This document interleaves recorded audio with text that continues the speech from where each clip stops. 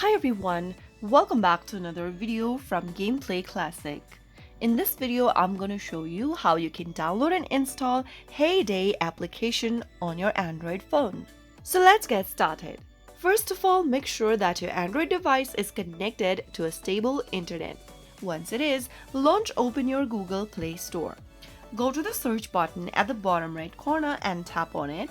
And in the search bar at the top, type in Hay Day. Now look for this application over here and tap on the install button right next to it. After you tap on install, you will then be able to download Hay Day on your Android phone. Wait for a couple of minutes and the application will be installed in no time. That's how you easily get Hay Day application on your Android device in just a couple of steps.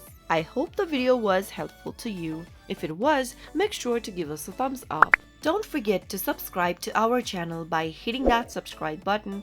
Press the bell icon so that you'll never miss another upcoming upload from us. I will see you again in the next video. Thank you for watching.